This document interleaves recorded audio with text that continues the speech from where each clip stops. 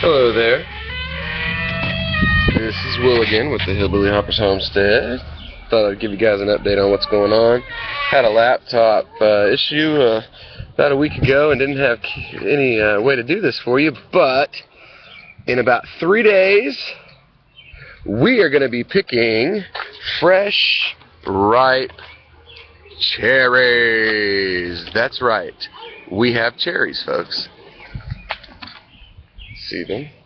Aren't they beautiful?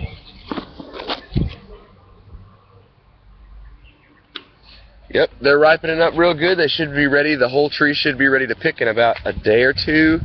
Let me see if I can come over here and give you a good look at this tree here behind us.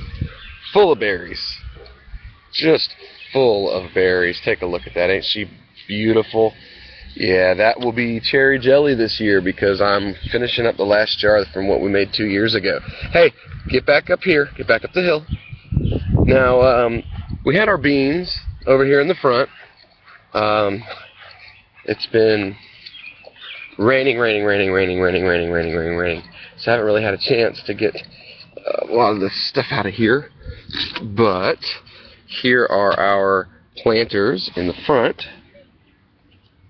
with our beans. And there are six of them. Now those were planted with a succulent that my mom had, something similar to a hen and baby chicks. And we have our tree out here in the front yard that has our flag hanging up, and in the bed around we took that succulent and we transplanted it, and it's made this beautiful carpet of little yellow flowers all the way around the tree. That's a sacred thistle that we've got growing there purposely for herbal medicinal purposes later. It's very good at assisting in breast milk production. Then up here, I wanted to show you these guys last week when they were really popping. They've kind of died back a little bit. We've got the dianthus. They're some of the very few flowers that survived our purge this year. I planted these when they were just little small transplants last year, and then had like 3-4 flowers on them, and this year they have just gone absolutely insane with flowers. This one you can see where it was covered in flowers and they've all died back now, and I'm assuming new blooms will come out. And there's our purple, the purple and the green shamrock for the rabbits, the purple sage, some parsley. Over here we've got, this is patchouli plant, smells really nice, a lemon balm. And then this is a row of radishes that we've got here for the rabbits. Right there. They're coming along very nicely. Shuaib and Jalal, get back up the hill. Then over here, I know this looks kind of like a weeded mess. Some of it is weeds, but most of the stuff that's in here is actually purposeful. We've got corn. We've got marigolds that came up from last year that are everywhere all through the bed, which are hopefully going to keep a lot of our pests away. Then we've got corn that's planted right along the line of the wall here to utilize the reflection of the white wall onto the plants. Then we have, these are purple carrots.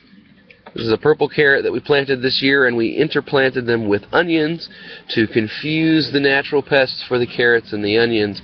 And then, of course, I have a really nice chamomile right there in the very middle. Then around back, again, I really wanted to show you guys this last week when everything was beautiful and bloomed. This whole area back here, it starts here. The blackberry patch starts here on the very edge of my backyard.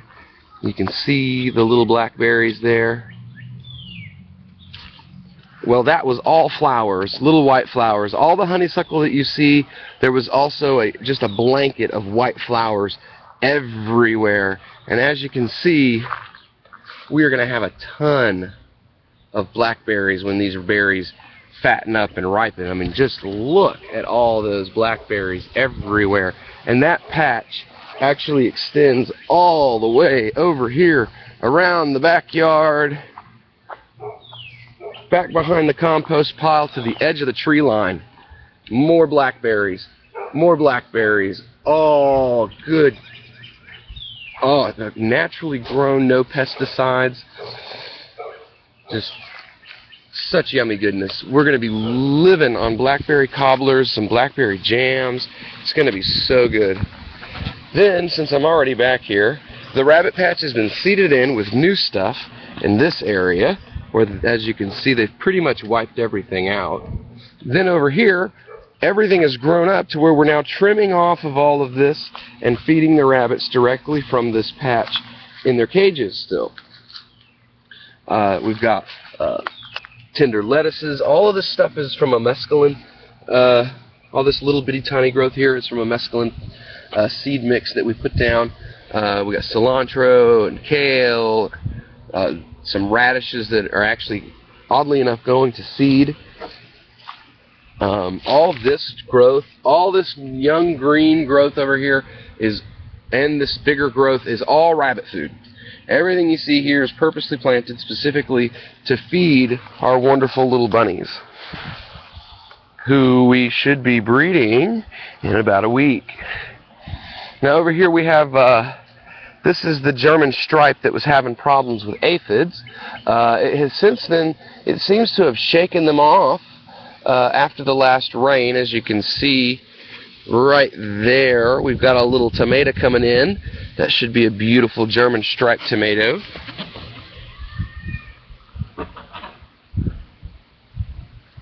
Then over here we've got the bean trellis. Again, I just built this out of cane. It was very, very simple. Some cane from a local guy, and as you can see, our Kentucky Wonders. Let's see here.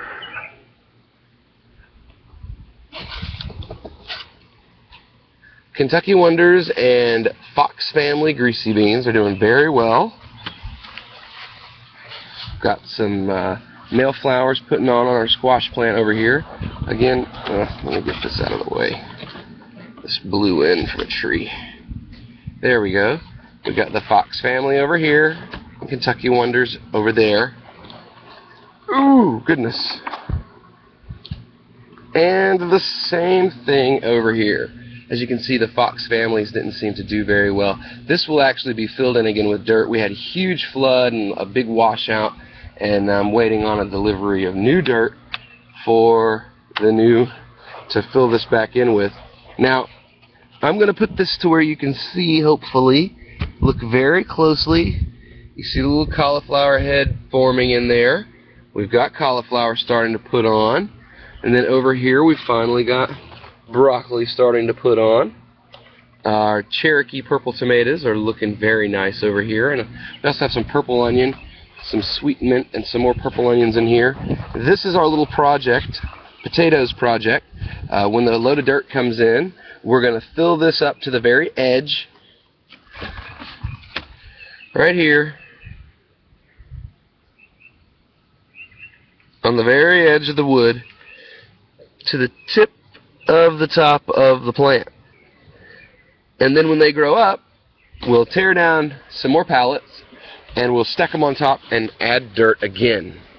And we'll keep doing that, and hopefully if it works the way it's supposed to, as we build the pallets up, new root systems will form, and those root systems will put on new potatoes, and we'll have plenty of potatoes in about a 5-foot high stack of pallets that we've slowly stacked and filled with dirt over time. That, I believe, is pretty much it for the garden. I've got some Brussels sprouts over there. We've got three new pallet beds that are put out that we've got to fill with dirt when we get the dirt load this week, hopefully sometime this evening. And then these are the girls. Say hello, Misty. This is Misty. That's Misty. And over here is Juvia. Say hi, Juvia.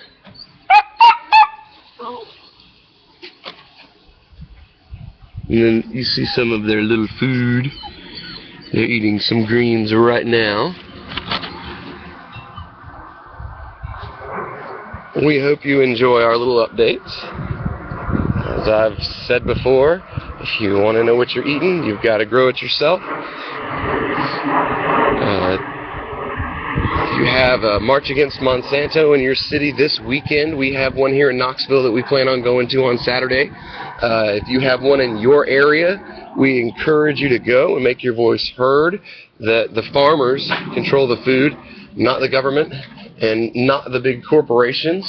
That we want to know what we're putting in our bodies, and we want to know what we're putting in our children's bodies. And you guys have a great day. Thanks for spending some time with us today. Sure. That's right.